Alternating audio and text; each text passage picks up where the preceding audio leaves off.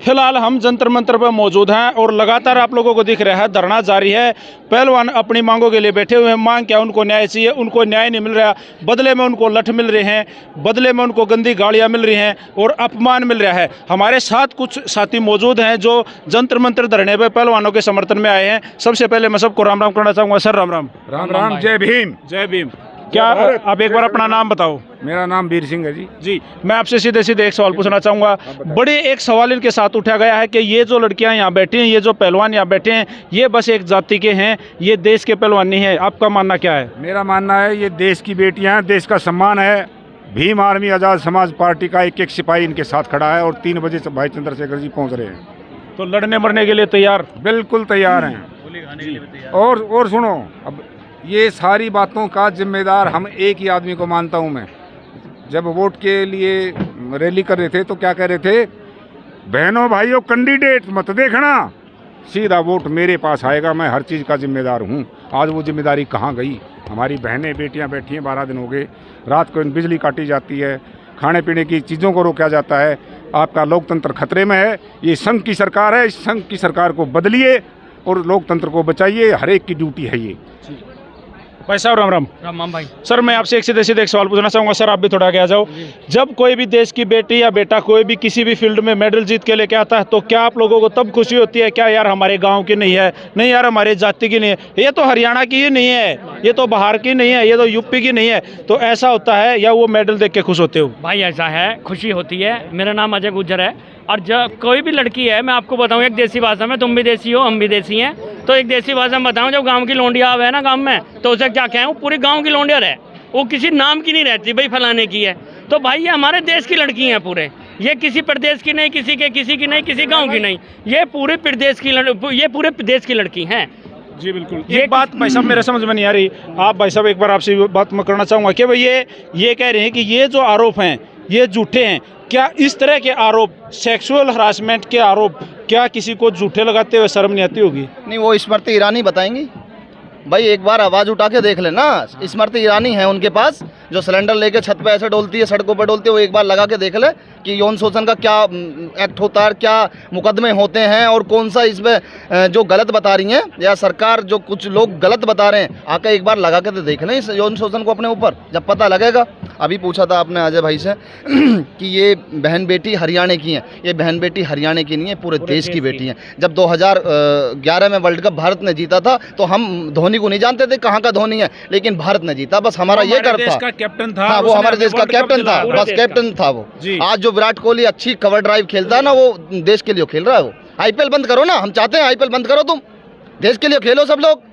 ये कौन सा बना रखा जिसपे 27 मुकदमे 307 के हों और 9 मुकदमे 302 के? ये कौन सा दूध का धुला हुआ है? जो भाजपा में जाएगा गंगा जी नहा लेगा, जो दूसरे दल में रहेगा वो अपराधी बन जाएगा, चोर बन जाएगा। ये कौन सी बात है?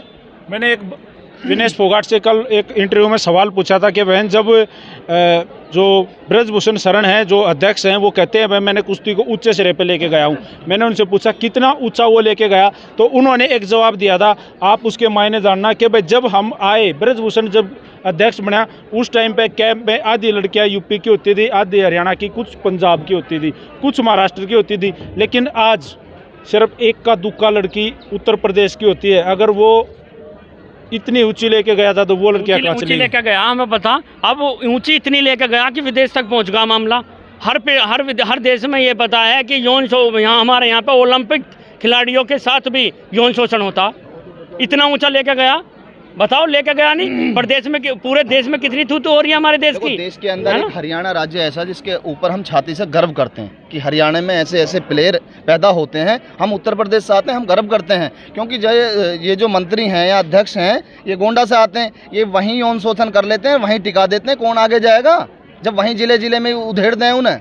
देसी भाषा बता रहा हूँ, उधेड़ दे और ना जाएगा। हरियाणा के बढ़िया मजबूत लोंडा, हम तो फिर भी कमजोर हैं, लेकिन हरियाणा का जो प्लेयर है वो बहुत ऊंचा जाने वाला है। हम इसीलिए उत्तर प्रदेश से आए, उनका समर्थन करने आए अपने देश के लिए। कल जो रात को यहाँ पे खिलाड़ियों के साथ गाली गलौच हुई, उनके साथ धक्का मुक्की हुई, मारपीट हुई, उस पर क्या बोलोगे सर? ये सीधा संविधान और लोकतंत्र की धज्जियां उड़ाई गई हैं रात को। इन पुलिस वालों को शर्म आनी चाहिए। उन सभी पुलिस वालों ने संविधान की शपथ ली है सभी ने उसी की वर्दी पहनी है, उस संविधान से तनख्वाह लेते हैं, पब्लिक के टैक्स के पैसे से तनख्वाह लेती है पुलिस। ये बहुत ही घिनौना कार्य हुआ है। इसके लिए धमका देते, लाठीचार्ज होती थी है ना, और भगाने का प्रयास करते थे, और वो किसान नहीं भगे, वो 13 महीने तक लड़ते रहे। और ये बच्चियां जो हैं हमारे देश की बच्चियां, और वही किसानों की बच्ची हैं। जी सर, क्या हमारे देश में 2 कानून है सर? एक्सक्यूज मी, नहीं, क्या हमारे देश में 2 कानून है? हमारा देश संविधान से चलता है। हमारा देश संविधान से चलता है। अगर किसी एक आम आदमी के ऊपर इस तरह के एक्ट लगते तो आपकी नज़र में क्या होता? ऐसा है, ये नशा है। अब जैसे वहाँ पे पत्रकार महोदय कह रहे थे कि वो पुलिस वाला नशे में था, ये वो पुलिस वाला नशे में नहीं था, ये पूरी सरकार नशे में, दिल्ली पुलिस नशे में।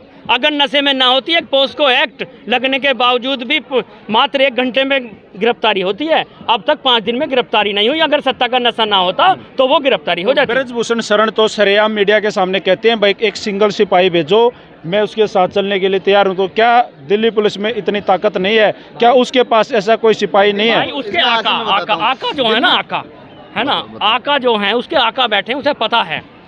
अगर ये आका ना हो में ना, तो उसे तो घसीटते हुए पुलिस वाले लाएंगे। इतनी धाराएं लगी हुई हैं। हमारे गृह मंत्री अमित शाह और रक्षा मंत्री राजनाथ सिंह इशारा दिल्ली पुलिस को नहीं करेंगे, जब तक ब्रजभूषण तक पुलिस नहीं पहुंचेगी। तो क्या ब्रजभूषण शरण इतना तगड़ा या इतना बाहुबली नेता है कि वो प्रधानमंत्री भी उसको नहीं हिला सकता, उसके बारे में कुछ नहीं बोल सकता? देखो, जैसे हरियाणा के लिए एक बात बोली जा रही है कि एक जाति की है, तो ब्रजभूषण भी एक विशेष जाति का है, ये समझ लें। जाति का फर्क होता है, उस जाति का फर्क आता है। टोटल मिला के सिस्टम है वोटों का। हाँ, अगर वो हिल गया तो वोट बैंक हिल जाएगा। वोट बैंक नहीं, वोट उत्तर बैंक प्रदेश नहीं, पूरा हिल जाएगा। वोट बैंक नहीं हिलेगा। मुख्यमंत्री किस जाति के हैं आप बताइए? चलो, किस जाति उत्तर के? प्रदेश के मुख्यमंत्री किस जाति के? हरियाणा वैसे तो जो योगी आदित्यनाथ जी जो है वो एक साधु और साधु की कोई जाति नहीं होती। लेकिन अगर फिर भी अगर वो जाति में पक्षपात करते हैं कि हम राजपूत हैं, वो जाट हैं, ये ब्राह्मण है, ये फलानी जाति से, उन्होंने कहा है, उन्होंने लाइव इंटरव्यू में कहा है कि मुझे ठाकुर होने पे गर्व है।